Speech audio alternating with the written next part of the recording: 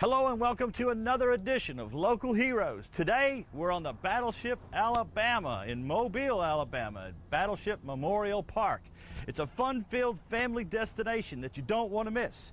It's immersed in history, so bring your family and come see this historic ship.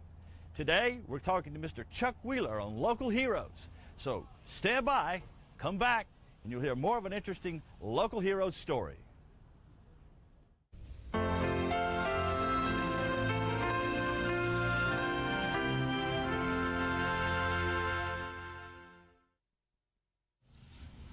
Welcome back to Local Heroes. We're talking with Mr. Chuck Wheeler. He was a rear seat gunner on an SBD, and he was on the aircraft carrier USS Enterprise. Welcome to Local Heroes, Mr. Wheeler. Well, thank you, sir, and it really does my heart good to be here, because I believe that by being here I have an opportunity to wave the flag a little bit and preach a little patriotism. Well, we're so glad you're here. Could you tell us, Mr. Wheeler, how you got into the Navy, or what time frame it was when you joined the Navy? Was it 1940? In 1938, as you know, the war clouds were rumbling in Europe. We're just coming out of the Depression, and I didn't have any money. I didn't know anybody that had any money. So my buddy come up to me one day and said, "How would you like to go with me? I'm going to go see about joining the Navy." So we did. And when I took my examinations, the physical examination and also the IQs and the mental examinations and whatnot, the doctor told me, he says, "We can't use you." He says, "because your tonsils are bad, and before you can get in the Navy, you got to get your tonsils fixed, removed them." And that really put me back a little bit. And so I was working in digging post hole for rural telephone lines by hand, and I saved up $18 and finally got my tonsils taken care of and went back, and he said, "Okay, you're on your way," and that was in 1940. But it was in 1939 that I inquired. So they sent me to San Diego boot camp, and after boot camp I had the opportunity to attend an aviation gunnery school, and then they told me, "We're going to put you aboard the Enterprise." But it's kind of interesting to show you how the Navy was a little bit screwed up in those days. My original orders were to go aboard the Yorktown. The Yorktown was CV5. So here again, nobody knew where the Yorktown was located. Supposedly, President Franklin Delano Roosevelt had a deal with Churchill, and he took a couple of battleships from the fleet at Pearl Harbor and the carrier Yorktown and a few cruisers, and sent them through the canal and turned them over to the East Coast. So I went aboard the Enterprise, and then somebody felt sorry for me. I was in the X division, and all they did was clean heads and pick up dirt and what jobs that nobody else wanted to do. And he felt sorry for me, and he said, "How would you like to just stay aboard the Enterprise?" And how lucky I was that I got to stay aboard the Enterprise. Because once again, I feel in my heart that I was not the best student in the world, and I wasn't the smartest guy in the world. But if I ever did anything that I'm proud of, was my service aboard the Enterprise, and the fact that I personally loaded the bombs on our dive bombers that blew up the Imperial Japanese Navy at Midway. Good for you. Good for you. Thank you. Thank you. So you were at the Battle of Midway, but you didn't fly at the No, Battle sir. of Midway. No, sir. I did not fly, and how lucky I was that I didn't fly, because I think there was about 17 of our dive bombers out of our scouting squadron, SBD, and our dive bomber squadron that didn't make it back. So I could have easily been in one of those. Now, the reason why I didn't fly is because I wasn't senior enough. Most people don't realize it, but back in those days, we had what we called flight pay. Flight pay was extra dollars that you got every month for flying, for participating in flight crews. And it was a lot of competition because I was making, during the year of 1942, June 42, when the Battle of Midway took place, I was a aviation ordnanceman 3rd class, and I was making $60 a month. So now I was making $90 a month. And that was a big bunch of money back in those days. So everybody was competing to stay in flight status, and I wasn't senior enough to fly that month because I only got my flight pay maybe every 2 or 3 months apart. How lucky can I be? Yes. Yeah. You were very lucky. Yeah, so that's the way life was at that particular time. Did you lose any of your good friends at the Battle of Midway, or did you have any friends on the... Yes. It's quite a story, but we had a lot of confusion at the Battle of Midway in regards to what our dive bomber squadrons, bombing 6 and scouting 6, was going to do versus our fighter aircraft. And on the way down, they had a little confusion, and when they dove on the Hiryu, which was one of the Japanese carriers that was at Pearl Harbor and also at Midway, one of my close buddies was shot down. And what happened there was the Japanese had 20 millimeter guns in the wings of their Zeros, and they closed on him just about the time they were getting ready to dive on the Hiryu. Here come a couple of Zeros, and they honed in on him, and they shot him down. And the rear seat gunner was a very good friend of mine, and his name was Hilbert. So we were programmed, my friends. We knew that we were out there to fight the war. Admiral Halsey always told us, you're out here to kill Japs, he says, and our job is to go find them and kill them. He says, we're going to lose our guys here, there, and everywhere, but we've got to do it. Speaking of finding them, tell us the story about McCluskey and how he found the Japanese fleet. Admiral McCluskey at the time was our air group commander, and he was relatively new at the job. We had lost our air group commander when we were blowing up the Marshall and Gilbert Islands back in February. So in June the 4th was Midway Day, 1942. McCluskey was an extremely honorable man, and he told us this story more than one time when we would have a reunion, a ship's reunion. And we'd always say, hey, Admiral, tell us the story again. And this is the story. We did not have a positioning report on the morning of June the 4th. We were waiting for somebody to tell us where the Japanese were located. And nobody did. We were up early. We had our aircraft loaded with bombs, ammunition, full of gasoline. The pilots were been up since 4 o'clock in the morning waiting to get the word, where are the Japanese fleet? Now, we knew they were out there, but you got to have a positioning report. Positioning report will tell you the longitude and the latitude, the number of ships, the types of ships, and what they're doing. But we had nothing. So finally, we got a report from a patrol bomber, PBY, and it was a positioning report. So the air group commander, Lieutenant Commander McCluskey, gathered up all the dive bombers we had off the Enterprise, and he took off, and he had about 32 of them, and that's all we had. If we had lost that 32, we'd have been in deep, deep trouble. America would have been in deep, deep trouble, because we had no dive bombers to fight the Japanese with. So in the meantime, joining up with him was some of the SBD dive bombers off the Yorktown. So altogether, as I said, he had about 32 airplanes.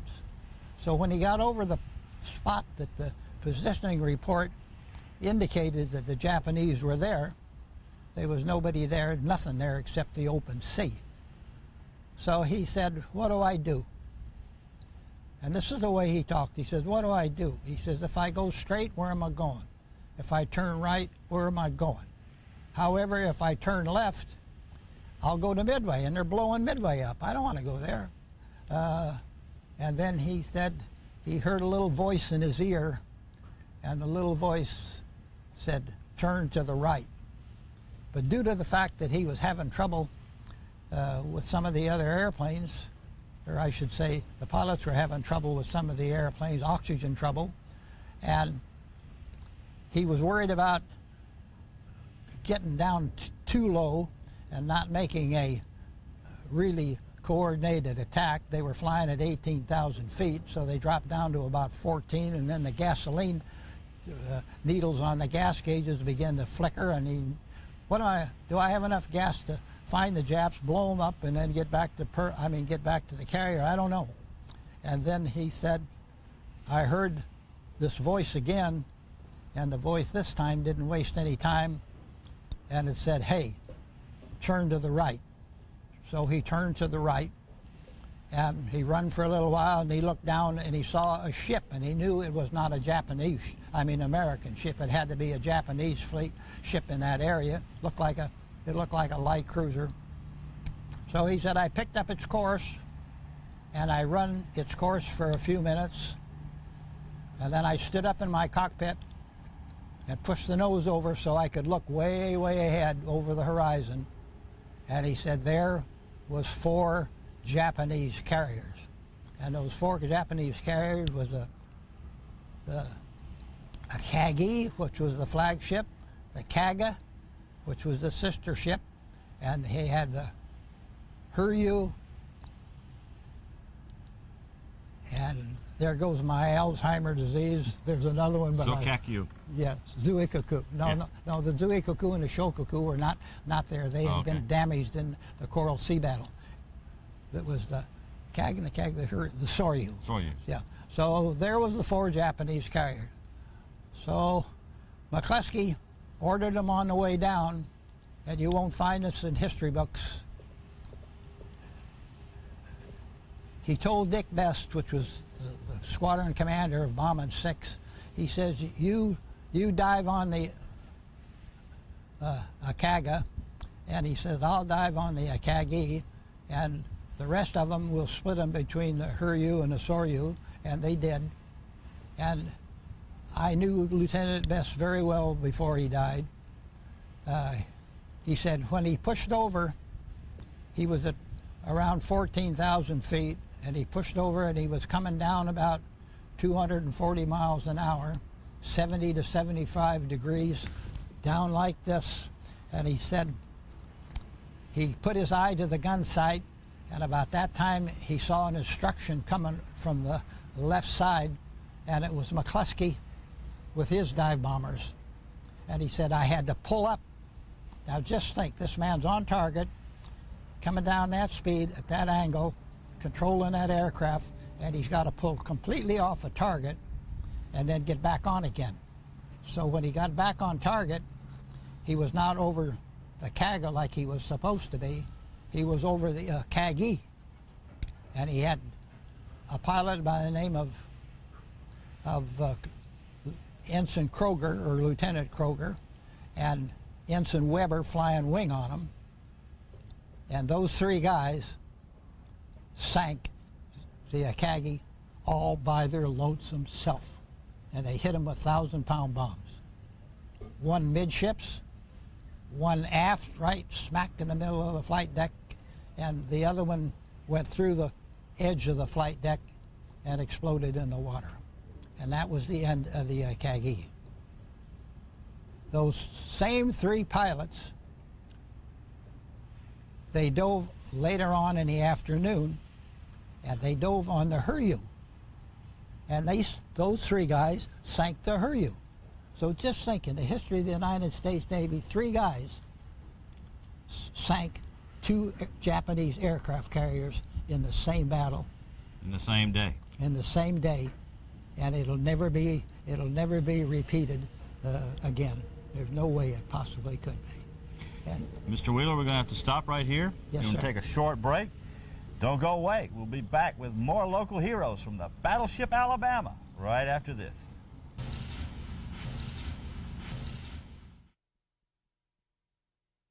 We're back talking with Mr. Chuck Wheeler. Mr. Wheeler, before the break we talked about the Battle of Midway and you being on the USS Enterprise. Now the Enterprise goes to some place called Guadalcanal. Tell us about the operation that you were involved with at Guadalcanal.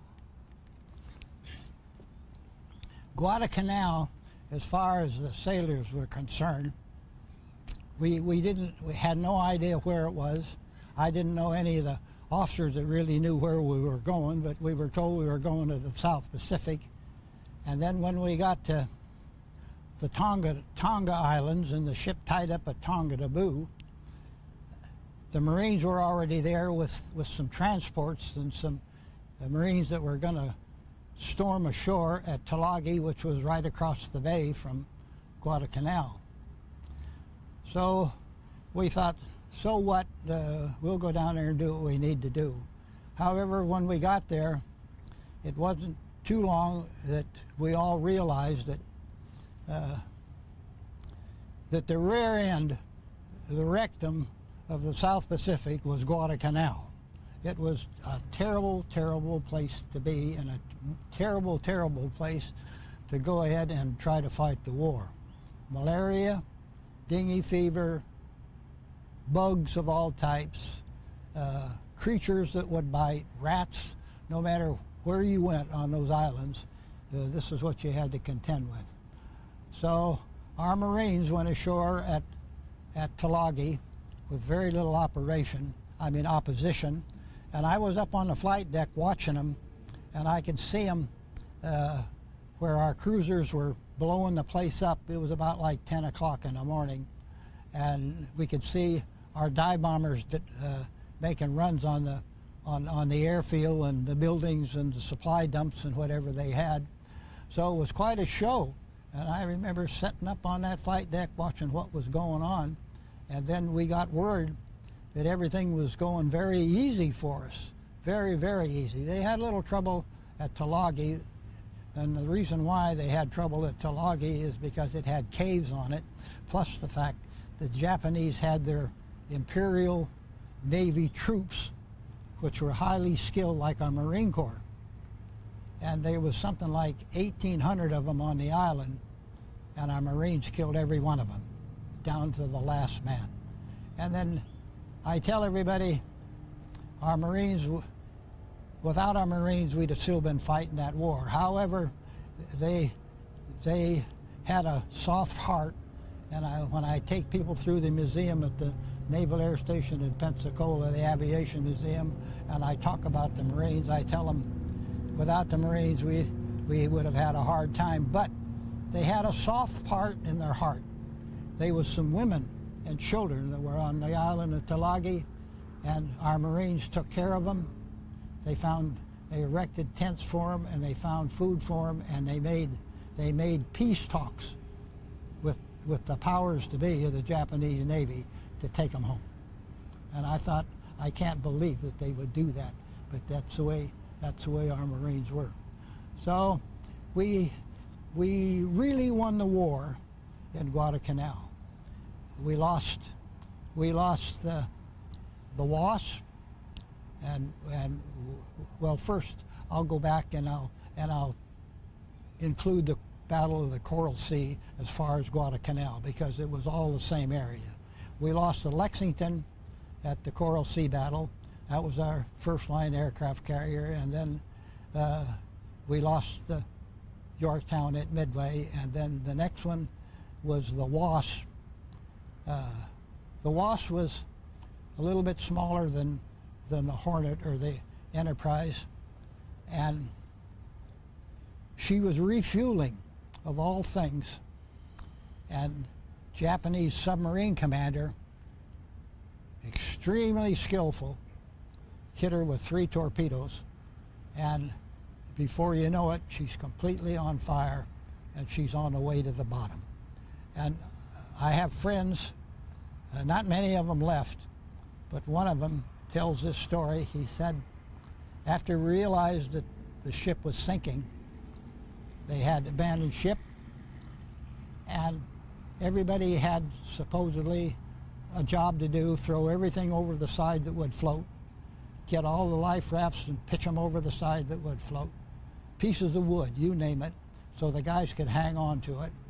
And he said they had everything in the water, and then they got word to abandon ship and get in the water, so they tied hawsers to the deck, and the guys slid down the hawsers. But he said before they slid down the hawsers, most all of them took their shoes off, and they lined the shoes up very carefully in line, because they said, we're not going to let the Wasp sink. We're going to come on back and we'll need our shoes. And of course, everything went down with the Wasp. Then we lost the Hornet. What makes it extremely interesting about the Hornet, I was up on the flight deck, and we had launched our aircraft looking for the Japanese, and this is when we were looking for the Zuikaku and the Shokaku. Japanese first line pilots, their best, the best they had, most skillful they had. So we were looking for them, and our radar picked up incoming enemy aircraft, and I was up on the flight deck, just behind the island structure, and I looked on up and I saw the Japanese aircraft approach the Enterprise, but they flew directly over the top of the Enterprise, and I didn't realize it, but we were in a rain squall, and they couldn't see us. But I could look up and I could tell the difference. They were low enough, I could tell the difference between the dive bombers and the torpedo bombers and the fighters. And one of the dive bombers made a dive bombing run, broke ranks, and made a dive bombing run. And I think it was the North Dakota. It was one of either the South Dakota. At that time we had the Carolina, South Carolina, or North Carolina, and the Dakota, and I don't remember which one of our battleships was, but he come on down and he dropped his bomb, and it hit the number 1 turret, and it exploded, and that's where it killed the captain and some of the crewmen that were up on the bridge. You probably read about it. Yes. Yeah. And I thought to myself, I wonder if he ever got away, because I watched him completely. He just come on down, dropped the bomb, and then took off. So he probably survived. He didn't have any reason to dive on the Hornet, because he didn't have any any armament. So we watched him. I watched him dive on the Hornet, and I had a very, very close friend aboard the Hornet, and here's what he said. He said the Hornet took more bombs, more torpedoes, more damage than any other carriers that were sunk during the war. And he tells the story.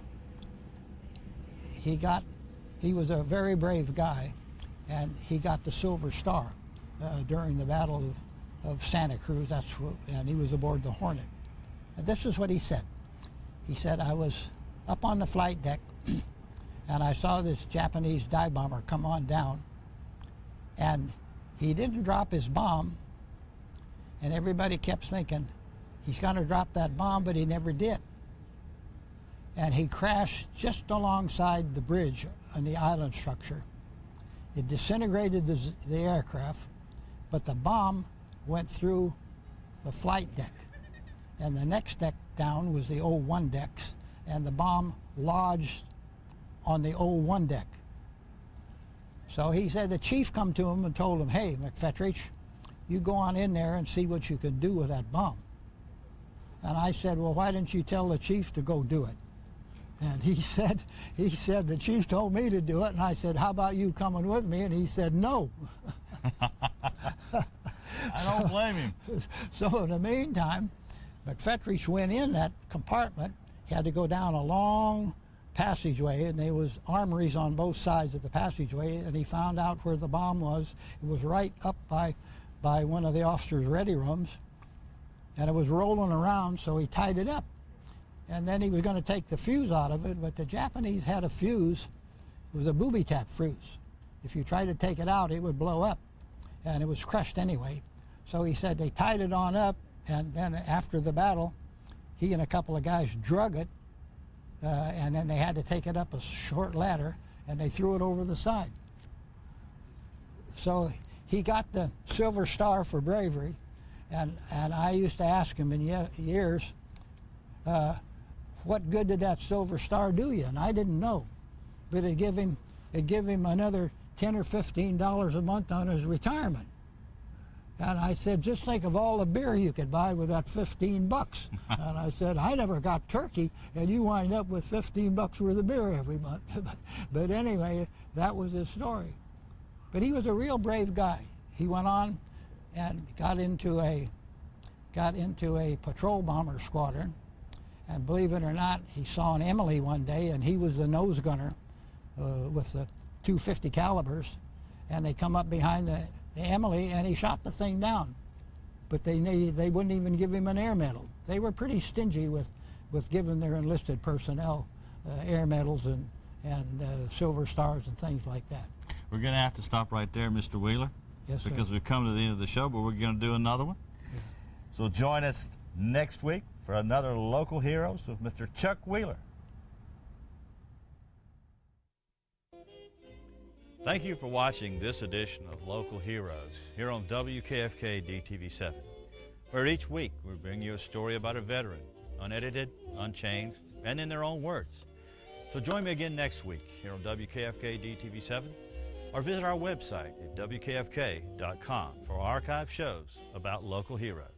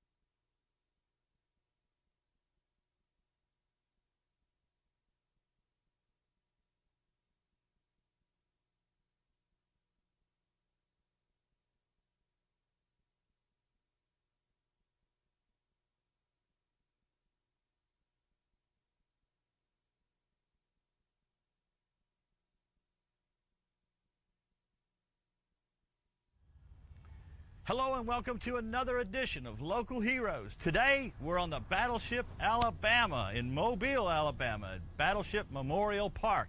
It's a fun-filled family destination that you don't want to miss. It's immersed in history, so bring your family and come see this historic ship. Today we're talking to Mr. Chuck Wheeler on Local Heroes. So stand by, come back, and you'll hear more of an interesting Local Heroes story.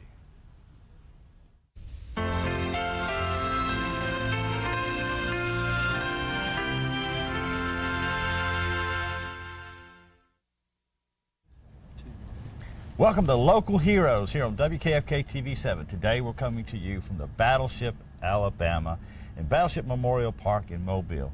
It's a fun-filled family destination, folks, and if you haven't been here, you really need to come see this. And if it's been a while since you've been here, you need to come back and see it again because you're going to enjoy it.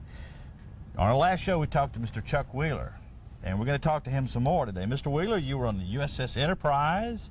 The Enterprise was at Midway. It was at Guadalcanal.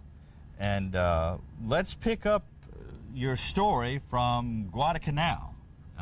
Did they actually want to send you ashore at Guadalcanal? Send a what? Did they sir? want to send you ashore at Guadalcanal? Oh, yes, sir. Yes, sir. Okay. Guadalcanal was hard. It was extremely hard for our Marines. It was hard for everybody. And at one time, they wanted some aviation ordnance people to go over to Guadalcanal, Henderson Field, to help load bombs, because now we had the Japanese on the run, so to speak. And they said we could use the help loading and unloading, working on dive bombers. So they picked a friend of mine by the name of Hagenbach and me, and said, you're going to go over to Guadalcanal and help them load bombs. Well, I knew that at Guadalcanal they had all the bugs that bite you, and they had all the creatures and dengue fever and all that other business, and I didn't want any part of it. So I thought, well, I don't know why they're picking me, but really the reason why they picked me, because I didn't get along too well with the chief in charge, and neither did Hagenbach, so he was going to get rid of us and send us up to Guadalcanal, which was the normal punishment for everybody. If you didn't do right and they had a chance to send you to Guadalcanal, then that's where you go. So once again, they give me a World War I metal battle helmet, and then they give me some boots, and they give me some leggings, and a 1903 Springfield rifle, and they give me a trench tool to dig foxholes with. And I thought, what am I going to do with all this business? I don't even know how to use it. And they give me a long bayonet to put on the end of the 1903 Springfield rifle. So here again, you got a sailor that doesn't know what he's doing. And fortunately, the general up at Guadalcanal, General Vandegrift, said, hey, don't send any more sailors, because I don't want to babysit them. They don't know what they're doing, and they'll get killed. Some Jap will cut their head off, and that'll be the end of it. So we didn't have to go. So now, as far as winning the war, I can well remember what the statistics were, because I look them up. People ask me over the years.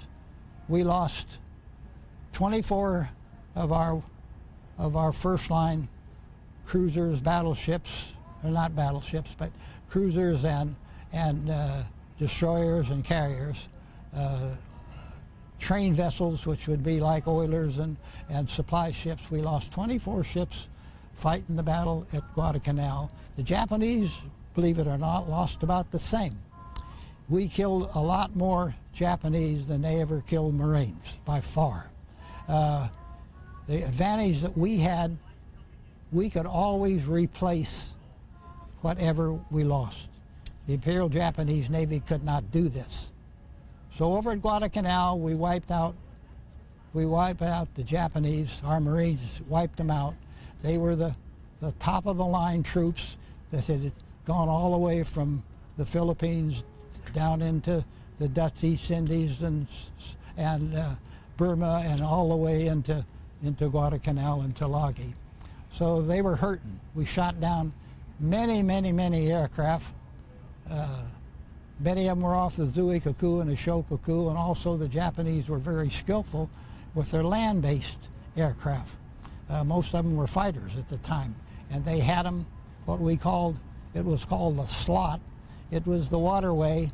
It looked like a big water pathway from Guadalcanal and Tulagi all the way up to Bougainville, which was about 600 miles, and then it made a left turn, and it went by Holandi on New Guinea, and then it went into the area where we were engaged in the Battle of the Philippine Sea.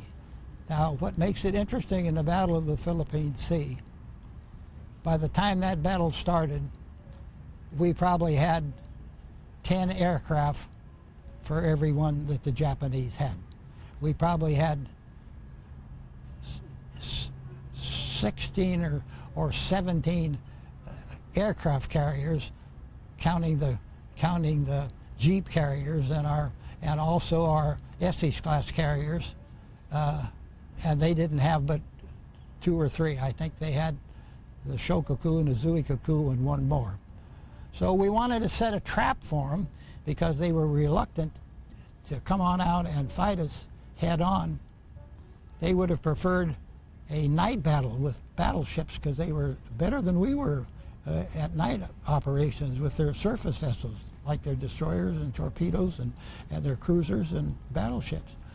So they wouldn't come out, and we had a light carrier, and it was called a Cabot. It was about 2 football fields long, about 85 foot wide, carried about 70 airplanes. So they took it up in the area off the Philippines, and they made out like it was damaged. They even hooked a tug to it and the line, and they were towing it to get the Japanese to come out and try to sink it. And believe it or not, they took the bait. And after they took the bait, now they were out there, and they brought some of their battleships, the Yamato and the Masashi. They had those those big battleships not in general area, but they were out there. They got to sea, and then they had their carriers, and they had some more some more of their battleships that they had when they blew us up at Pearl, and they brought the fleet out. And believe it or not, in one day, I believe the tally was something like we shot down over 365 of their first line pilots that they had left, and aircraft, and tore up their ships and sunk their cruisers, and really that was the end of the Japanese Navy. But they didn't have enough sense to know it, and too bad they didn't know it. That was the turkey shoot. Yes, that was yes, sir. That was called the Mariana Turkey Shoot, and it had a bunch of ships in it from all kinds, and that's where Admiral McCain became famous, and Admiral Halsey, they picked on him because the typhoon showed up shortly after that, and they blamed him for getting in the typhoon, and then they had Admiral Fletcher was out there, and it was a good show. But it was lopsided and one-sided because, once again, the war was over for them. And it's too bad. Too bad they didn't know it, because we would have never dropped the bomb. And I was scheduled to go aboard a light cruiser carrier, which was like the Cabot. And our job would have been to invade Japan. And then after they dropped the bomb, they kind of put everything on hold.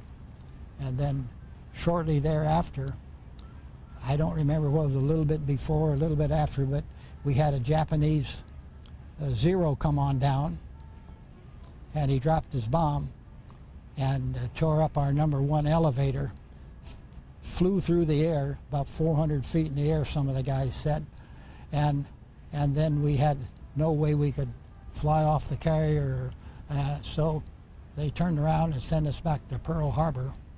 And then from Pearl Harbor we had to go to Bremerton, Washington, and they fixed us up in Bremerton, Washington, and that's when I got off the ship at Bremerton, Washington. But she went back out to sea again, and then the war was over, and they brought her back to the Panama Canal. She went through the Panama Canal into New York, and they had a big celebration at New York, a war end celebration. And then she went to Europe, primarily England, and they loaded her up with guys coming home, soldiers and whatnot.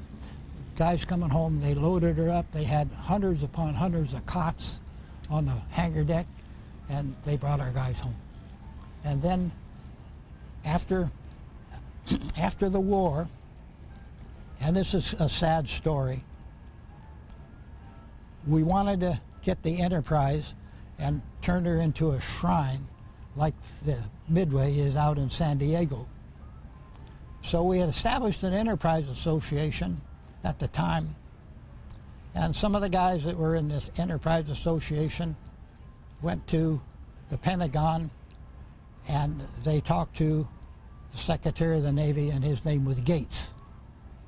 Admiral Halsey was on our side. Admiral Halsey helped us gather up some money. We put a campaign going. we had about $330,000. And then Admiral Halsey got sick and died, and that was the end of the campaign. So in the meantime, they went back up to see Secretary of Gates, and they said, how much do you want for the Enterprise? And he said, $500,000. Well, you can't believe the ugly words that went through most all of our minds for Mr. Gates. So what did he do with it? Later on, the guys went back up to see him again, and he said, I can't give it to you because we're going to have 2 carriers. He said, we're building a new carrier. It's called CVN 65. It's a nuclear carrier. And he says, if you don't have the money, then we'll scrap it. So he sold it to a scrapper up in Bayonne, New Jersey for about $250,000, and his name was, I think, Brown Marine. So that's the story of the Enterprise, really. And what a shame they didn't turn it into a museum. Absolutely. She only missed one battle of the entire war, and that was the Coral Sea battle. We were about 12 hours behind the Coral Sea battle. We were at sea. We were halfway at the time trying to get there, about halfway between Tonga Taboo and the Coral Sea. And Admiral Halsey got the word recall. Now, what the recall was all about was the fact that they knew the Japanese were going to blow up Midway. Try to occupy Midway. And Nimitz wanted all the carriers back to get ready to go to Midway. So he sent the recall out, and I had a close friend. His name was Barnhill, and he was up on the bridge at the time the message come in. And he said, Admiral Halsey threw a fit, took his hat off, threw it on the deck, jumped up on top of it, and he cussed out Nimitz, and he cussed out King, and he cussed out everybody, and this is what he said. You can't win the war tied up to the carrier docks at Pearl Harbor. I can believe that. Yeah. That sounds like him. Yeah, so that's the story, my friend. We're going to have to take a short break right here, Mr. Wheeler. All right. And we'll be right back with more local heroes right after this.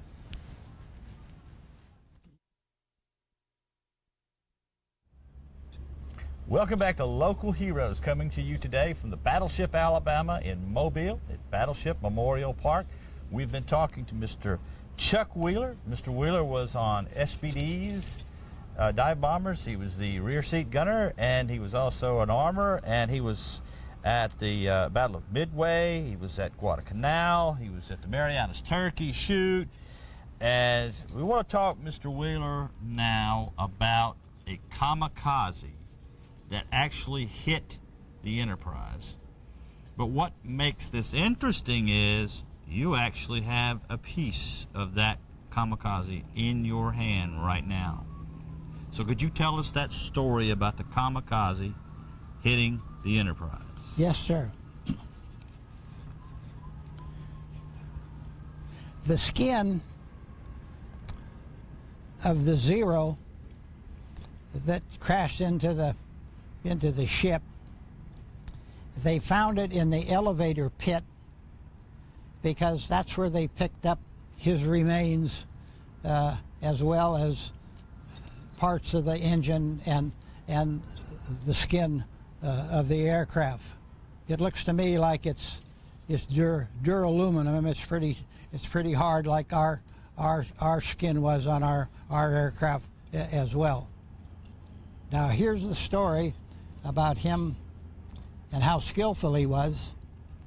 And I tell you this because I would like to emphasize that before the war, we used to sit around and talk about going to war with the Imperial Japanese Navy.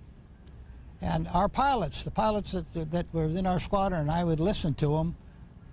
Back in those days, sailors did more listening than they ever did talking to officers. And they'd say, well, if we ever go to war with the Japanese, the war will be over in a couple of months at the most, because those guys don't know how to fly airplanes. They're not skillful, and the airplanes are probably Mickey Mouse, and so once again they kind of wrote it off, really.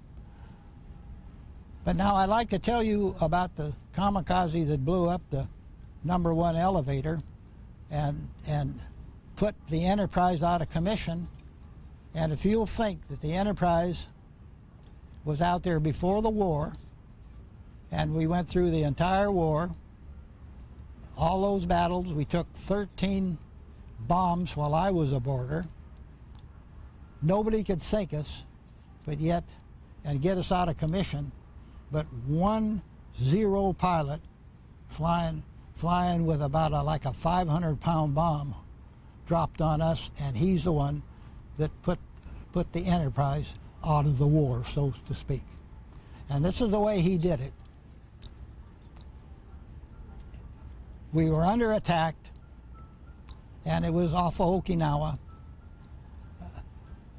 Everybody in the task force of battleships and cruisers and other carriers and ships were shooting at this guy. And they were a group of kamikaze pilots, and here they come. And he was pretty high. He was probably up at least 10,000 feet, but he pushed over, and he weathered the storm, come on down. Everybody missed him. And he overshot his target a little bit, and we'll say, here's the flight deck. And he come on down, and he realized that he was going to go too far in front of the flight deck when his bomb hit. So here's what he did. Now just think, he's flying probably a couple of 100 miles an hour anyway, and he had 500-pound bombs, we think it was, aboard his 0, and he come on down, and he realized he was going to overshoot, so he pulled it on up like this, and he went into what we call a high-speed stall, and rolled the airplane over on his left wing and come back down upside down, and he went through the flight deck. On his airplane, he had the bomb, and the bomb had what we called an instantaneous fuse. After it hit, it would take about 2 or 3 1/100ths of a second before it blew up.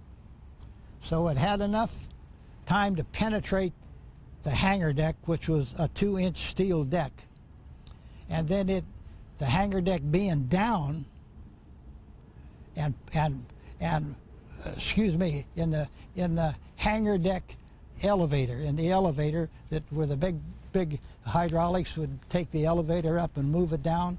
So the elevator was up, but the elevator pit, as we call it, was open. So when he crashed, he wound up in the elevator pit, and that's when the bomb blew up.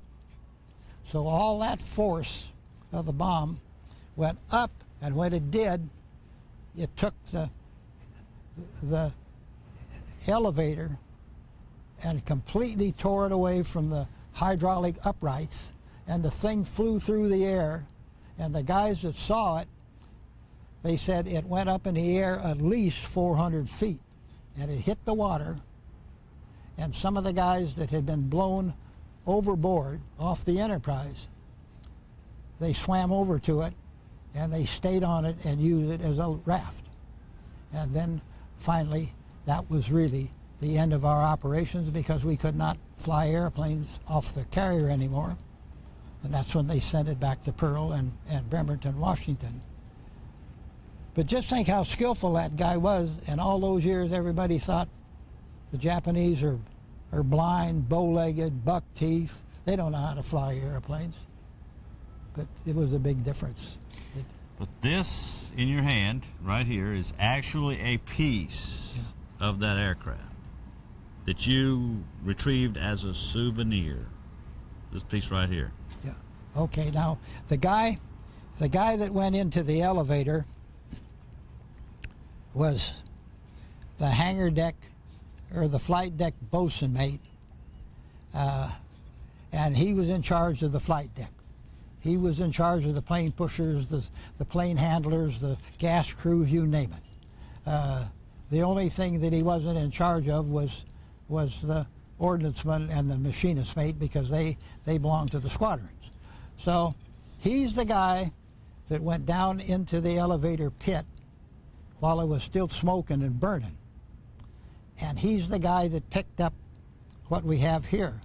But there was also, and you won't find in the history books, the Japanese pilots all had a history of their life in their like a log book, and it had his name, his mother and father's name, when he graduated from flight school, the airplanes that he was qualified to fly, and he had a couple of pictures of his family, and he had a picture of his girlfriend, and he had a scarf on, one of the kamikaze scarves, and he was they said his name was Tomizai, but that was not his real name. That was the way it looked like when our Japanese intelligence officer read the papers that he had on him, identification papers, and he had his pictures, and it was quite a packet of identification and information.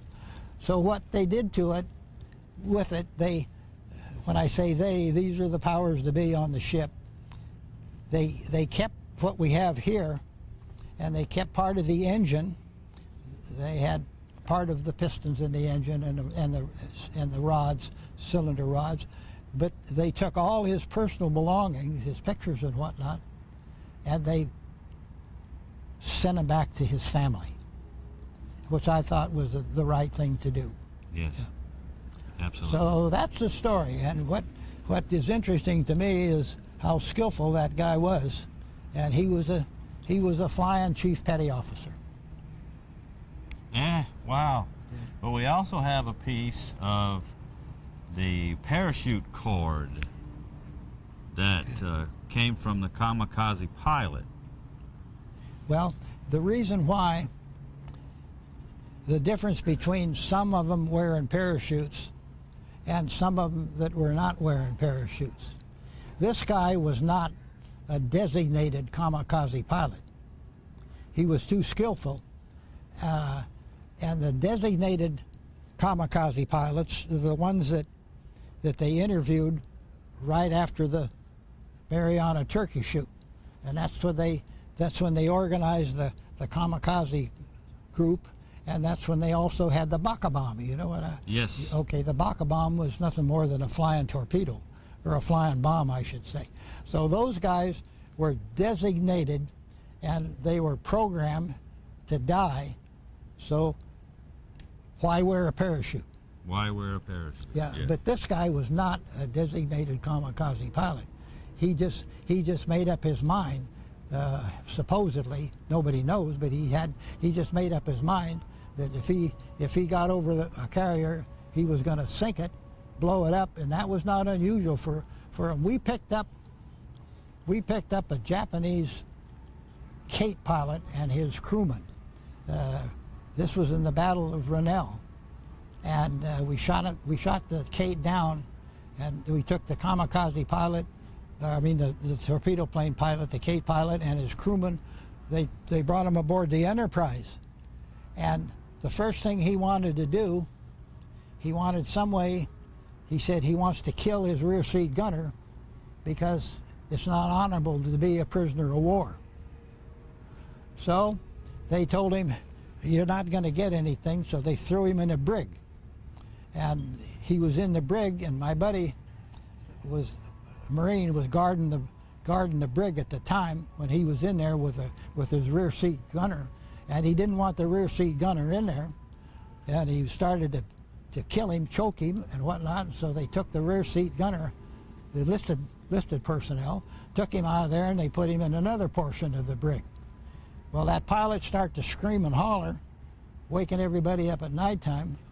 So my own personal buddy, big strong boy, he had a Life magazine.